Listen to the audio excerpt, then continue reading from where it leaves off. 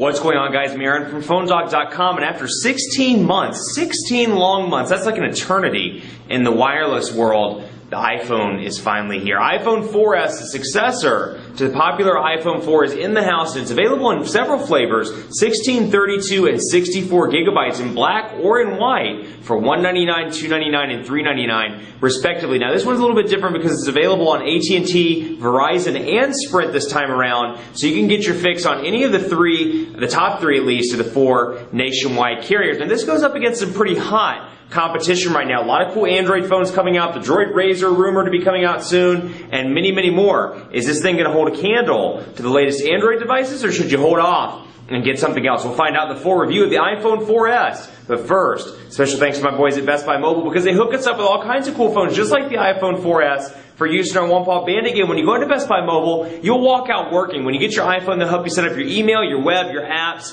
all that stuff, your app store, and more. So when you walk out the door, you're working. You don't have to worry about setting anything up at Best Buy Mobile. Now, let's get into it. iPhone 4S, full review. Is this the phone to get, or should you hold off for the iPhone 5 or something else? We'll find out starting right now. Call it whatever you want to call it. Say the S stands for Sprint, the S stands for Speed, maybe even the S stands for the late Steve Jobs. But the iPhone 4S is an improvement over the original 4. Now, you're going to look at this and you're going to say, well, there aren't really any case designs, and you're right, there aren't. I mean, the biggest thing you'll notice if you're really a diehard iPhone person, you know historically what they look like. You're going to notice a couple of things. One, there's a SIM card slot on all the models now, not just the GSM model, but on the CDMA ones with Verizon and Sprint as well, because it is a global roaming capable device. Now, all the other improvements are going to be under the hood, with the exception of the antenna. You'll notice that it picks up, this one is a CDMA device, but even the AT&T one holds the CDMA antenna now. They've improved the antenna. Remember AntennaGate when the iPhone 4 first came out? They've improved that, made it better,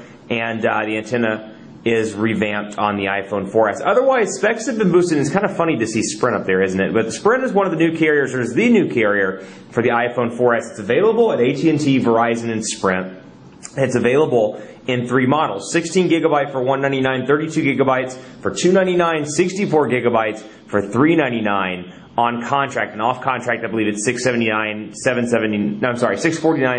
$849, respectively. It's available in black and white, and it's available on those three carriers. But otherwise, it looks almost exactly identical to the old 4. So I think people were looking for a design change when they went from the 4 to the 4S. They didn't get that, but you do get some awesome improvements under the hood. It has an Apple A5 dual-core processor, which is clocked somewhere around 800 megahertz. So even though it's 800 megahertz, you don't really see a substantial speed difference in day-to-day things. Things like moving the menu around or pulling down the notifications bar, doing things like that. But you do notice it, at least for me, I notice it in little things like the camera, or when I'm doing something that's just a little bit more system intensive than, spinning between the menus or opening an app, something like that. I do see it a little bit. But anyway, improved processor, 8 megapixel camera with 1080p HD video recording. So an improvement from the 5 megapixel one on the 4. It ships with iOS 5 out of the box, and you're going to see these iOS 5 things that we covered some time ago, the notifications bar, the new notifications, which I don't have any on here at the moment, but new notifications that pop up subtly below the clock. And a lot of people are saying, hey, that's kind of like Android. Well, kind of is in terms of the notifications. That's something they perhaps pulled from the Android platform. They learned from the Android platform, kind of modified it and did it in the Apple way.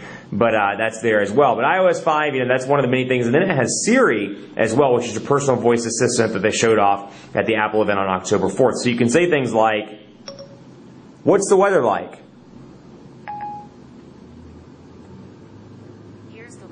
And you can see that it brings up the weather. So really cool, really advanced personal assistant, which is a nice touch. Now, again, they've been having some issues with Siri since launch weekend was this weekend. Siri's been kind of intermittent, and service issues have been taking it in and out.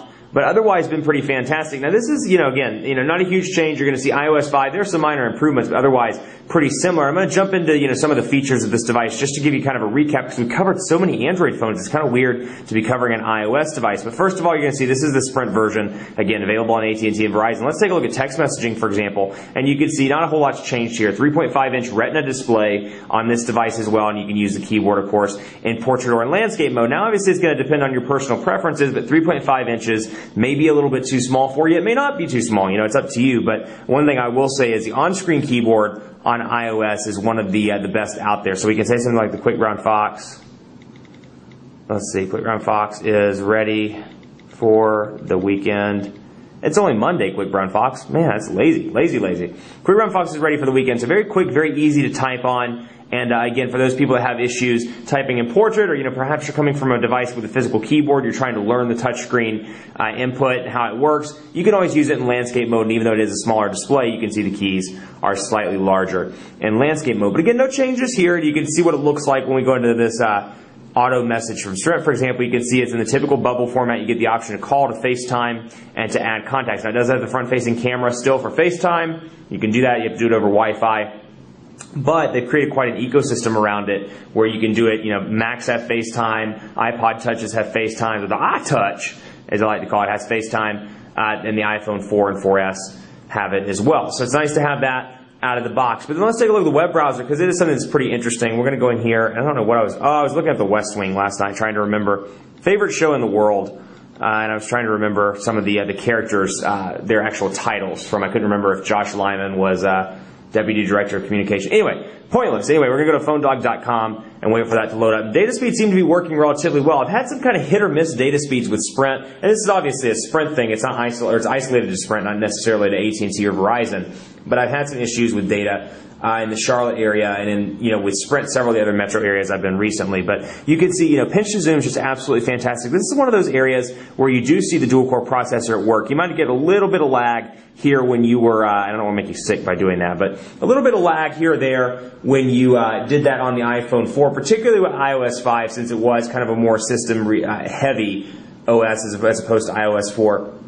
You don't get it here. You really see it's a smooth performance, quick and easy transitions, and that's one thing I have to give iOS credit for. This is something that Android, I'm sorry to say it, Android fanboys are going to hate me, but this is one place where Android hasn't caught up yet. iOS is far more consistent in terms of performance than Android. Hopefully that can be rectified in the ice cream sandwich update, at least make it a little bit more consistent. When I like to, open up an application, I like it to take 1 second or 2 seconds or however many seconds, but I like it to be consistent each and every time. And, iOS provides a very consistent experience across the board. So you're getting, you know what you're getting every single time for the most part. So you can see that here, and no real changes down here, back and forth in the browser. You can click here and add the bookmark. You can add it to reading list, which is a new feature in iOS 5. Add it to home screen, tweet or print, and there's a built-in Twitter for iOS.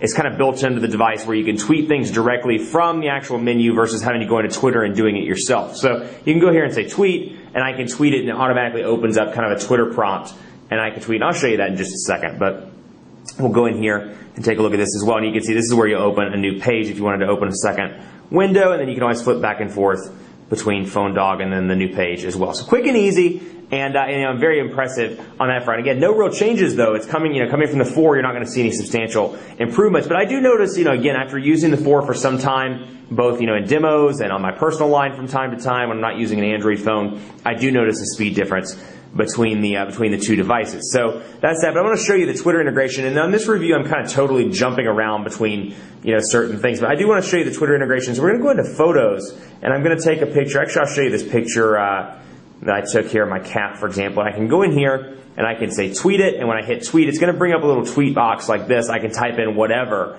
and then hit send.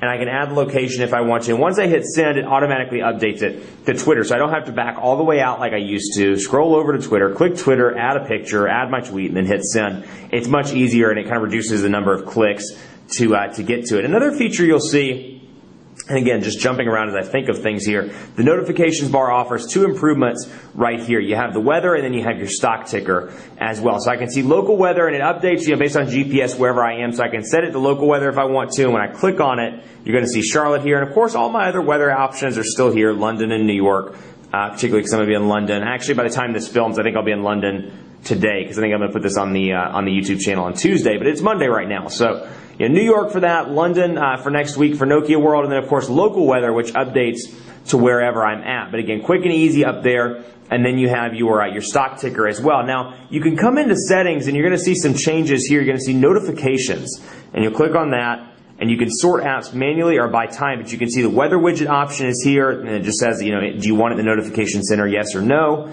And then you'll see a bunch of different options here: my phone, my messages, my reminders, calendars, game center, New York Times, which is something I downloaded to read in the newsstand, and then stock widget. And you can see you have a lot of different, in the mail if you want it, but you can see you have a lot of different options to display in the notifications bar. And let's say, for example, we go into messages. Here's what they're going to look like when they pop up. And unfortunately, I don't have one to send a test text right now. But let's say we were surfing around. Remember on iOS 4, we'd be surfing, doing something. Somebody'd send you a text message and it would appear in a big blue box and just blare in front of you and interrupt everything you were doing. Well, it doesn't do that anymore unless you want it to. If you want it to, you can click alerts. If you don't want any alerts, you can click none. But what I like is this thing called banners, where whenever you're texting or you're on the internet or doing something, a little banner pops up top, and it kind of spins down, and it doesn't take up much space up top. And it says, from John Doe, and it says text message, or it says, kind of a preview of your text. When you click on it, it takes you to that text message, and it's just a much cleaner, easier solution as opposed to that big blue box that was there before. But anyway, badge app icon just means it appears in the notifications bar with a little message icon beside it. Show preview, I turn that off because I don't like people to see my text messages, but you can leave it on. Repeat alert, view and lock screen. So some of these things aren't really a change from iOS 4 per se, but they're just listed in the notifications area as opposed to where they were listed before in the messages area. So something to keep in mind. Now, reminders are pretty cool, and this is something, one of those things I didn't think I was going to use at all. It turns out I do use it quite a bit. Reminders, and not on this device because this is a demo unit that I ended up purchasing. But anyway, reminders, I can come in here and say date, and I can group my reminders by completed if I want to, but I can come in here and add a reminder. Post, actually, let's do this. Update or upload iPhone 4S review to the site. How about that? And then that's done. So we're done with our reminder. It's there. Once I update it, all I have to do is check done. And another cool thing, if you have 2 or 3 iPhones, or you have an iPhone and an iPad that are running iOS 5, you can use iCloud to synchronize. And it's kind of funny because I have this one, then I have a Verizon iPhone 4S as well that I'm working with right now. And it's funny because I'd totally forgotten about iCloud. And when you update like this, it'll auto-update to the Verizon one unless you turn it off, and vice versa. It'll auto-update from Verizon to Sprint or iPad, any iOS 5 device that you have. So that's a pretty cool thing. If you and your wife want to share reminders, you and your girlfriend, or you have your iPad and you want to synchronize information, that's pretty cool.